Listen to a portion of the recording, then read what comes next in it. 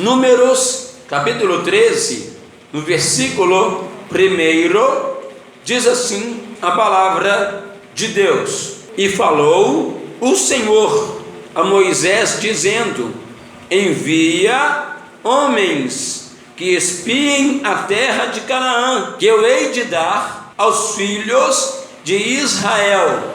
De cada tribo de seus pais enviareis um homem, sendo cada um príncipe entre eles. Aleluia. Números, capítulo 13, versículo 32, diz assim a palavra de Deus: E difamaram a terra que tinham espiado, dizendo aos filhos de Israel: A terra pela qual passamos a espiá-la é terra que consome os seus moradores, e todo o povo que vimos nela são homens de grande estatura. Também vimos ali gigantes, filhos de Anak, descendentes dos gigantes, e éramos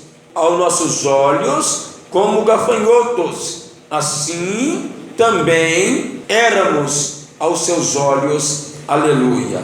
A palavra de Deus está dizendo para nós nessa noite, em Filipenses 2, versículo 14: Fazei todas as coisas sem murmurações. Como tem muita gente no nosso meio que murmura, porque ora e a oração não foi respondida, porque faz o voto e a vitória não chegou, porque entra numa prova, começa a murmurar, começa a reclamar. Nós sabemos que a murmuração impede de nós receber a nossa vitória. A murmuração, ela entristece o Espírito Santo de Deus. A Bíblia diz que o povo de Israel, eles avistaram a terra prometida, mas eles não puderam entrar. Por quê? Por causa da murmuração. Então a murmuração, ela impede da gente receber bênção. A murmuração impede da gente morar no céu. A murmuração impede da gente receber milagre. A murmuração aumenta as provas sobre a nossa vida. A palavra de Deus diz assim: em tudo dai graças, porque esta é a vontade de Deus em Cristo Jesus. Nós temos que agradecer a Deus pelas lutas, pelas provas, pelos problemas, pelas dificuldades, pelo alimento que Deus tem colocado na nossa mesa. Nós temos que agradecer a Deus pelo privilégio que Ele nos deu de estar na sua presença, que muitos querem estar na presença de Deus, mas tem gente que não consegue, não tem força, não consegue largar o mundo, não consegue largar o pecado, não tem força de orar, não tem força de vir na igreja, não tem força de jejuar, não tem força de orar de madrugada. Às vezes a pessoa está desempregada, ela pede a Deus para Deus abrir para ela uma porta de emprego, depois ela dando a reclamar: está trabalhando demais, está ganhando pouco, salário de miséria. E nisso aí muita gente está perdendo bênção. A gente tem que agradecer pelas coisas boas e principalmente pelas coisas ruins, porque as coisas ruins que acontecem na nossa vida, elas servem de alicerce para nós, de exemplo para nós, para que quando alcançarmos a nossa vitória, quando nós estivermos no lugar de honra, a gente vai testemunhar, a gente vai dar valor e vai falar: olha, outrora eu estava nessa situação, desempregado, dependendo dos outros, passando privação de pão. Eu orei, eu jejuei, eu fiz campanha, orei de madrugada, fiz voto, fiz propósito, fui fiel a Deus, e Deus hoje me colocou no lugar de honra. Deus, Ele nos coloca no lugar de honra, mas para tudo tem o seu tempo. Todos nós passamos por uma prova, todos nós passamos no estreito, no vale, todos nós passamos em situações difíceis. Às vezes o gás da casa da pessoa acaba, ela dando a xingar, mas ela xinga porque ela não tem dinheiro para comprar outro. Ó Senhor, muito obrigado por esse gás ter acabado. Eu sei que o Senhor vai prover o dinheiro para me comprar outro. O certo numa casa é ter 2 botijões, porque quando um estiver no fogão, o outro está cheio. Sempre tem que ter um reserva.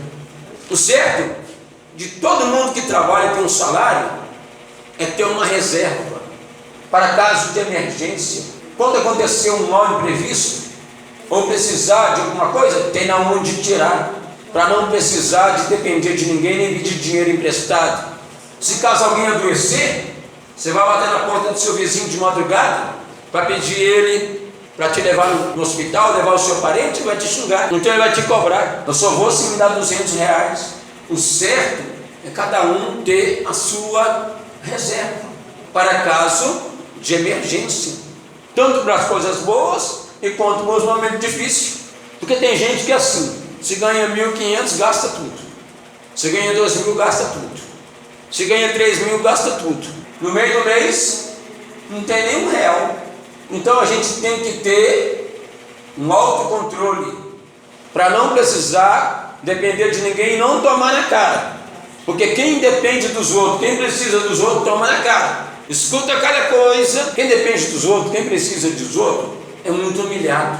E tem gente que não tem papo na língua não. Ele acha que está com o rei na barriga, ele acha que é o maioral, ele acha que é o melhor e pisa mesmo. Está precisando de mim, está dependendo de mim, então vai ficar debaixo do meu pé.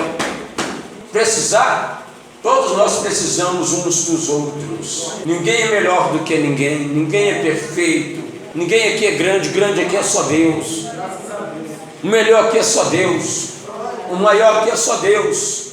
Quem manda aqui é Deus, a obra é de Deus, a igreja é de Jesus e é direcionada pelo Espírito Santo. Então muitas pessoas que estão passando prova no casamento, estão orando, estão jejuando, fazendo campanha, e Deus fala: vou trazer seu marido de volta. Aí está demorando, ela dando a murmurar. Já que está demorando, vou arrumar outro. Vai caçar chifre na cabeça de cavalo. Salmo 40, versículo 1, a Bíblia disse: eu esperei com paciência no Senhor, e Ele se inclinou para mim e ouviu o meu clamor. Deus, Ele ouve o nosso clamor quando nós clamamos em nome de Jesus, quando clamamos com sinceridade, quando clamamos com fé. Salmo 34, 17: os justos clamam e o Senhor ouve e os livra de todas as suas angústias. Deus, Ele ouve, Deus, Ele responde, e Deus, Ele atende. Deus, Ele age no tempo dEle. Tudo é no tempo de Deus. Tem gente que o reloginho dele é igual aquele ventilador ali, quer tudo depressa, quer tudo rápido. Eu quero, mas eu quero depressa. Não é assim. Deus não é o nosso empregado. Deus não é obrigado a fazer nada para ninguém. Deus, Ele faz algo na nossa vida e pela misericórdia, porque Ele tem prazer em abençoar, mas Ele agrada da nossa humildade. Porque a Bíblia diz em Provérbios 22, no versículo 1, que diante da honra vai a humildade. Sem humildade ninguém chega em lugar nenhum. Tiago 4,6, a Bíblia diz: Deus resiste aos soberbos e dá graça aos humildes. Então, quer receber bênção?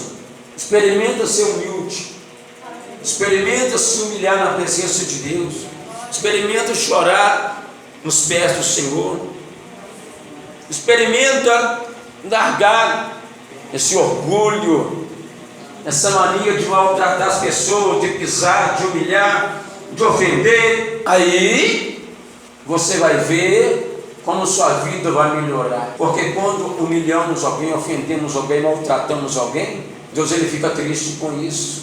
Ninguém é perfeito. Na hora da raiva, na hora da ira, na hora da revolta, do problema, se a pessoa não vigiar, misericórdia. Na hora da fúria, sai cada coisa. Aí depois que o problema acaba, a cabeça esfria. O que eu fui falar? O que eu fui fazer? Mas aí o estrago foi grande, e tem coisa que para consertar é difícil.